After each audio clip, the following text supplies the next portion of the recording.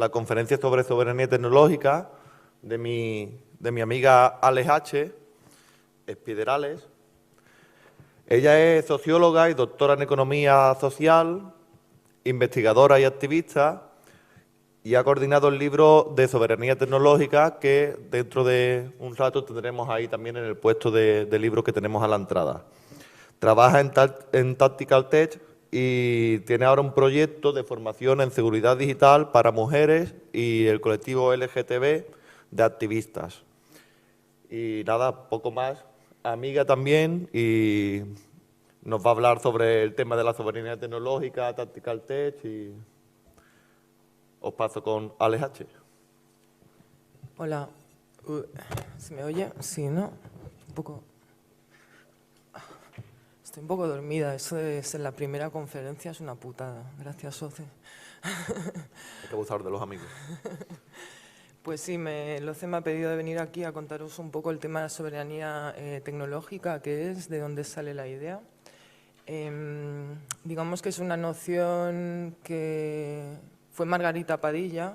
Es una pena que no esté aquí porque quería darle las gracias por putearme la vida los 3 últimos años, porque fue ella quien me habló por primera vez de soberanía tecnológica en una entrevista que le estaba haciendo un documental sobre mujeres hackers, y me soltó este concepto que fue un bombazo, me dejó así como, wow, esta noción es súper interesante, ¿no?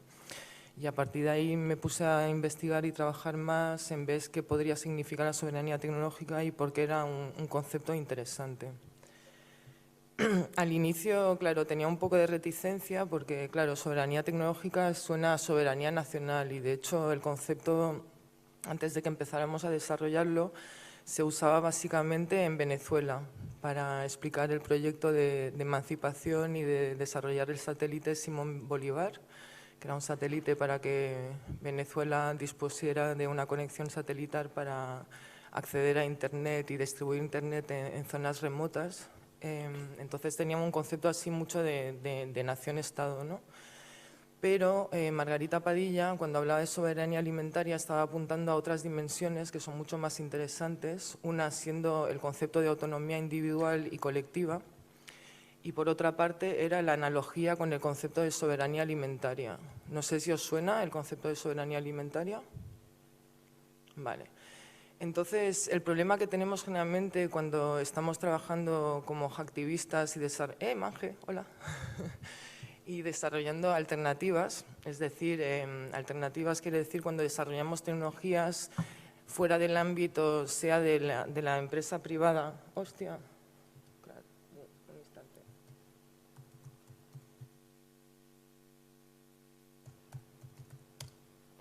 Vale. ¿Dónde está? Empresa privada, lo último que he escuchado. Sí, vale.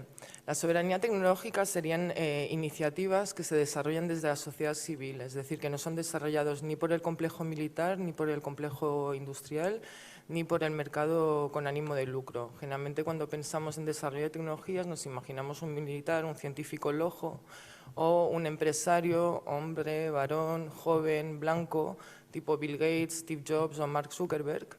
Y nos cuesta imaginarnos que la sociedad civil sin ánimo de lucro, que intenta desarrollar como soluciones y servicios para cubrir necesidades desde la sociedad, esté contribuyendo activamente al panorama del desarrollo tecnológico.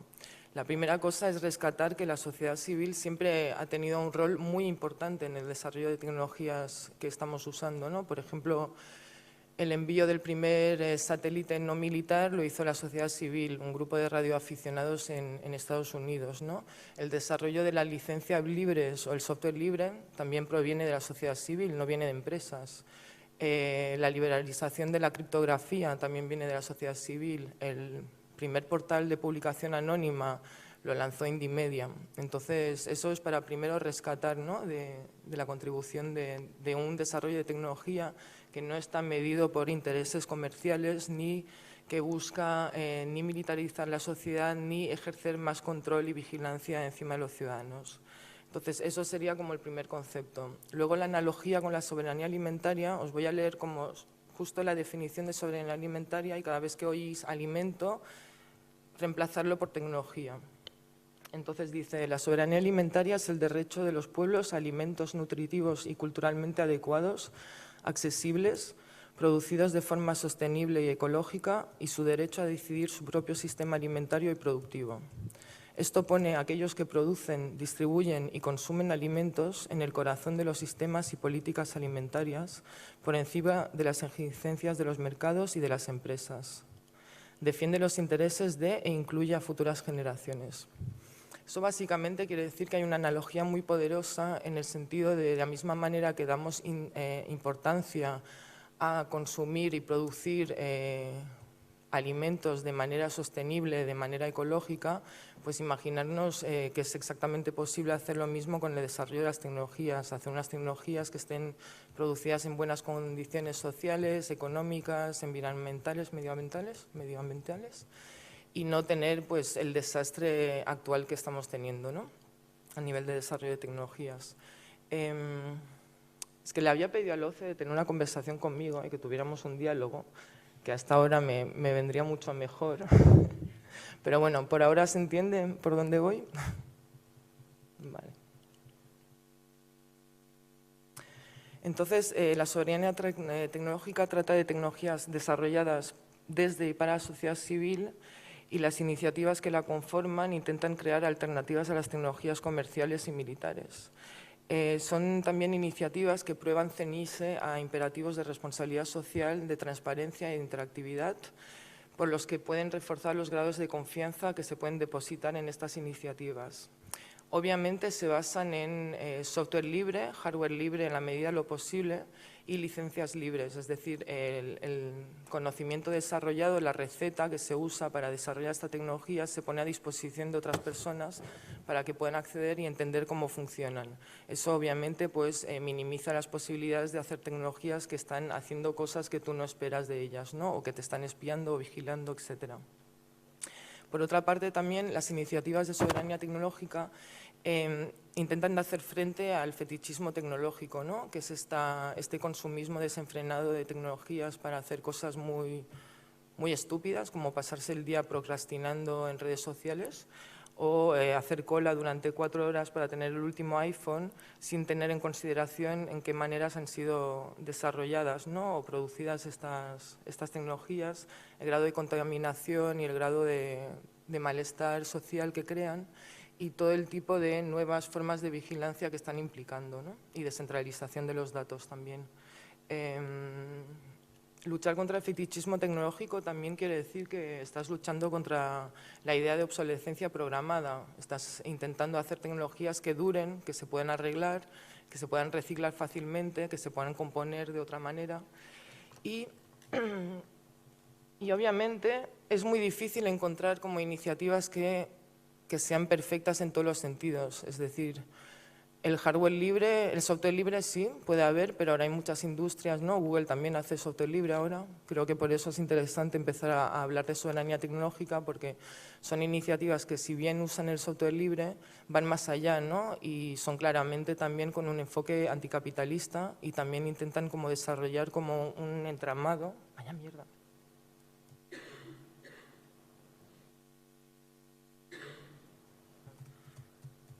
Un entramado de producción que se basa en formas de economía social y cooperativa, ¿no? Entonces, a todo eso, Margarita Padilla me saca eso hace 3 años de la soberanía tecnológica, me pone en un marasmo así de mental, intelectual, y empieza a decir, pero bueno, esto, ¿quién lo hace? ¿Quién lo está desarrollando y tal? Yo ya llevaba como unos 10 años participando a proyectos tecnopolíticos de Darío Carriz. He hecho bastantes cosas, desde desarrollar herramientas para hacer visualizaciones con software libre, y luego empecé a meterme con el tinglado de las redes sociales libres también, como alternativas a plataformas comerciales como Facebook y Twitter. Y claro, te vas encontrando que hay muchas cosas que se están desarrollando en todos los ámbitos, ¿no? Entonces, tuvimos la idea de hacer este dossier, que ahora será un libro también, que ya se puede encontrar por internet, dossier de soberanía tecnológica, está en francés y en español. Ahora se han empezado a traducir algunos artículos en inglés y en alemán también. Y para mí el interés era como un poco ver cuál es el panorama actualmente de la soberanía tecnológica y cómo le está yendo, ¿no? Entonces, lo que estaba claro es que para tener soberanía tecnológica hay unos prerequisitos.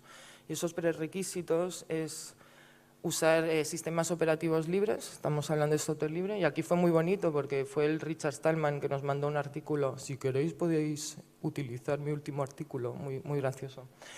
Luego tenemos que usar Internet libre y de hecho pues aquí en España tenemos GIFI, que es la red ciudadana de Internet neutral y libre más grande en el mundo. Yo creo que es una de las iniciativas de soberanía tecnológica la más interesante que puede ser existe, porque ya tiene cierta sostenibilidad, tiene 12.000 nodos y es como una alternativa que muestra que es completamente viable desarrollar nuestra propia infraestructura de conexión a Internet sin tener que depender de proveedores como Telefónica o todos estos monstruos, ¿no?, que intentan mermar todo el tiempo la neutralidad de la red. También necesitamos servidores autónomos.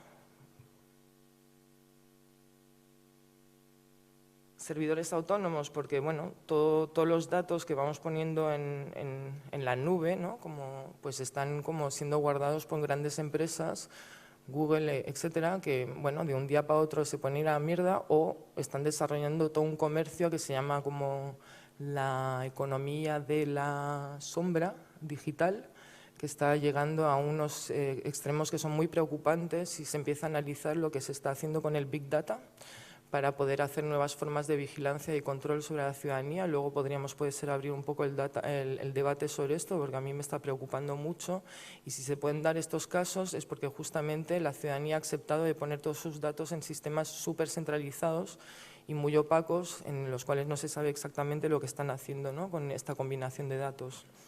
Entonces, necesitamos servidores autónomos, de hecho hay bastantes a través del mundo, pero no lo suficiente.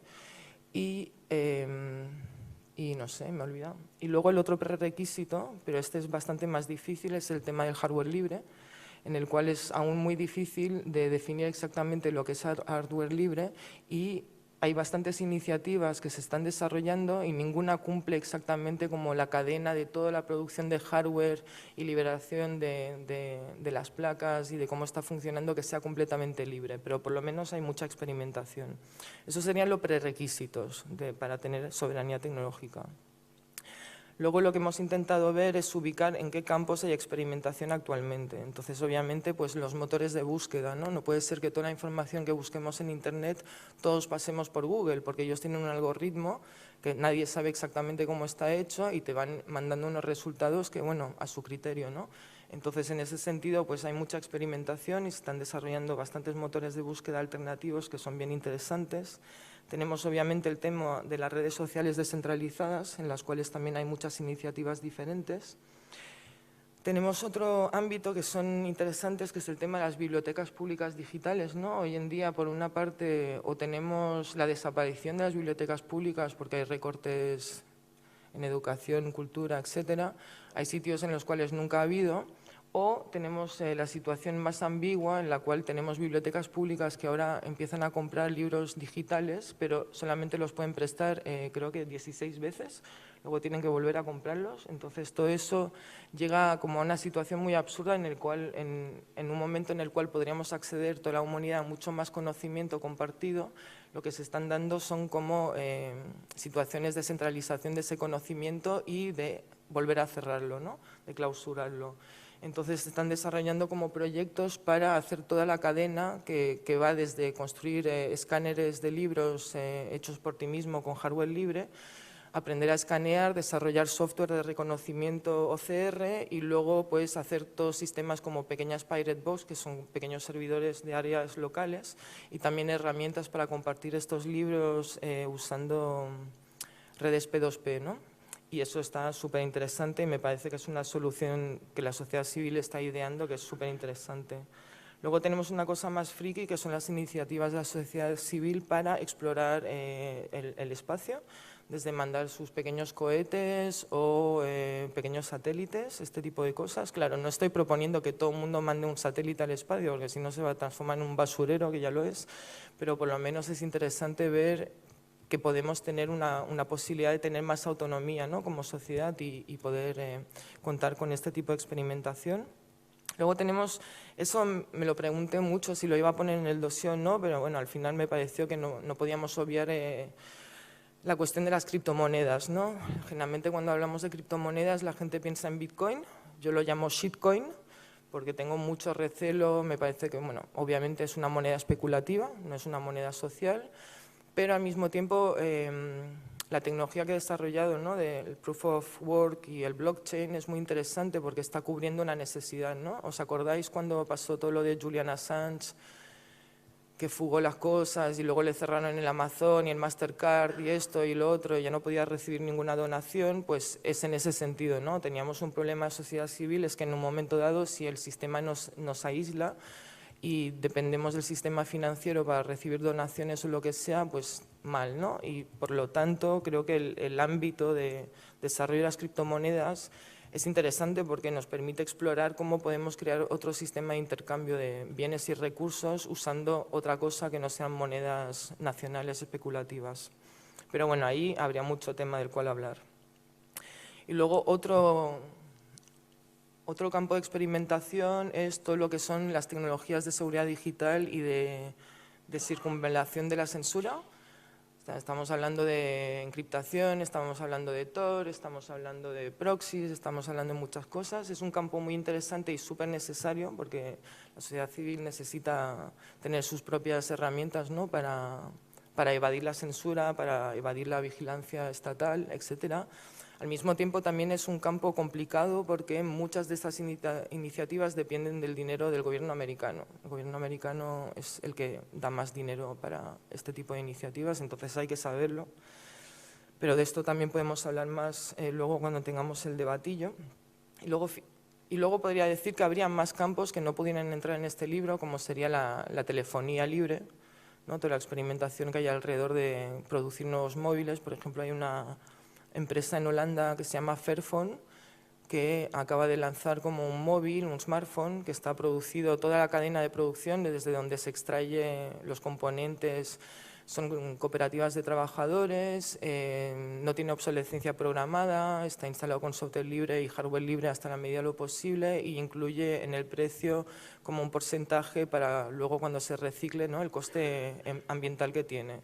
Y luego también hay sistemas de telefonía libre por Internet que se están desarrollando, por lo tanto también podríamos acceder a una telefonía que no fuera dependiente de grandes empresas como Telefónica y etcétera.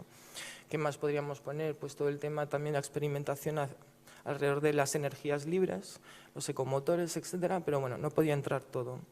Luego la otra cosa muy importante para que se pueda dar soberanía tecnológica, necesitamos espacios de confluencia en los cuales la gente, la ciudadanía que tiene interés para contribuir, apoyar, hacer parte de estas iniciativas, necesito espacios de confluencias. Estos espacios tradicionalmente son los Hack Labs, los Fab Labs ahora también y los Biolabs. Los Biolabs son como una nueva onda como Hack Labs, pero más alrededor de desarrollo de pequeños laboratorios de investigación biológica en mi comunidad, que luego os presentaré, ya que mucha gente de esta comunidad ha contribuido al libro. Tenemos un pequeño laboratorio de biología y en el cual intentamos como desarrollar metodologías para poder asesorar la contaminación del agua. Tenemos un río al lado que está hecho una mierda y entonces, bueno, pues este tipo de cositas, ¿no?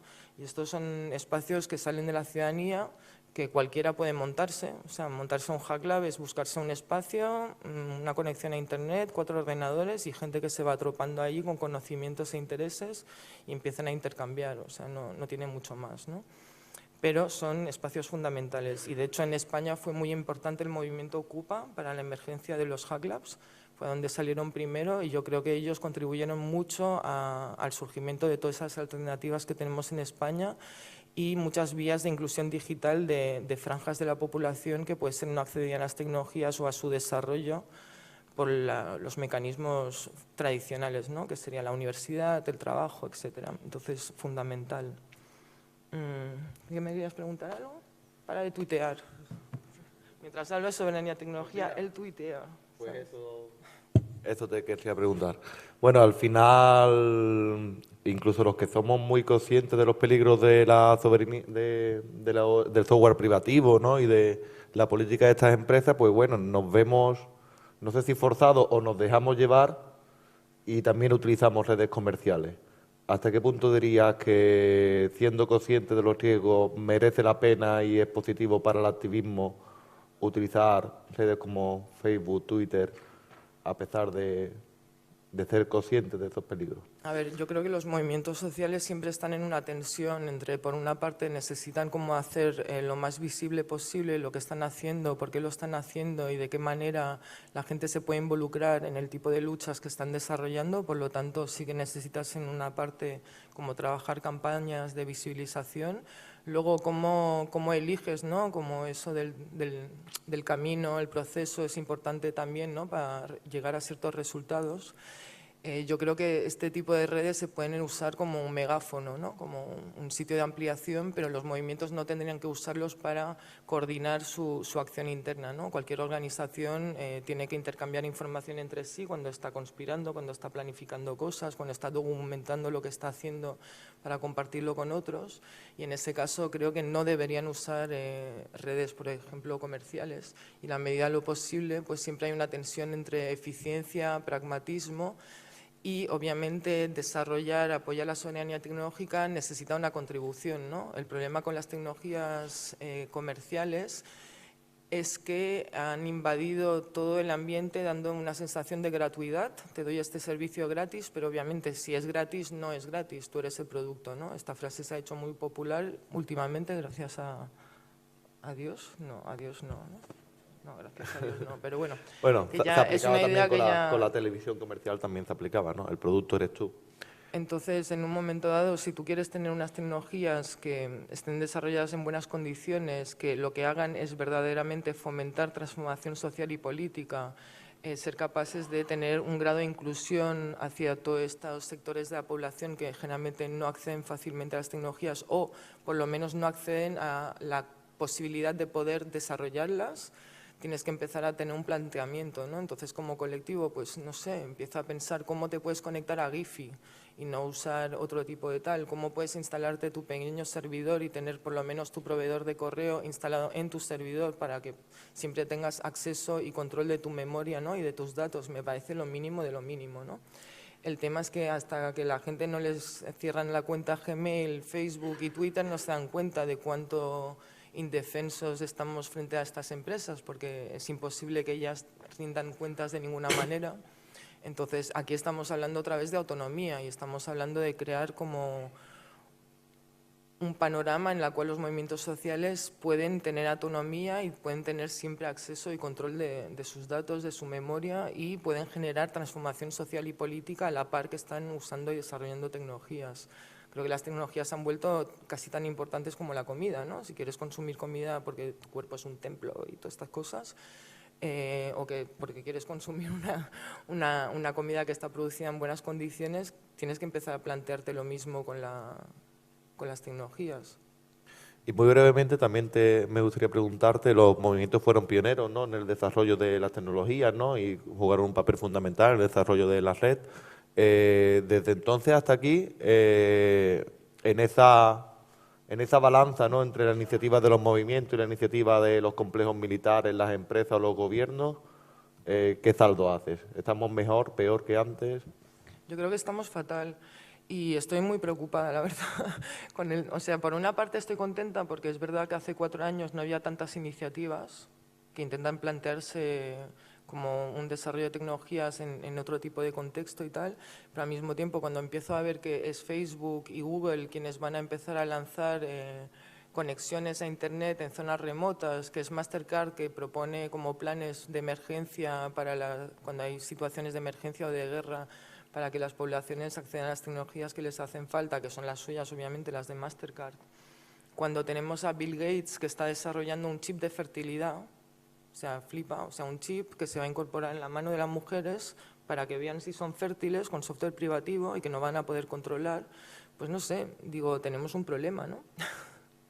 Tenemos un problema y este problema también lo hemos creado entre todas, ¿no? Hemos empezado a nutrir y alimentar 4 o 5 compañías súper grandes que además trabajan con la NSA o con otro tipo de gobiernos para poder censurar o identificar voces disidentes. Pues no sé, creo que el espacio de libertad y de autonomía que tenemos está reduciendo drásticamente.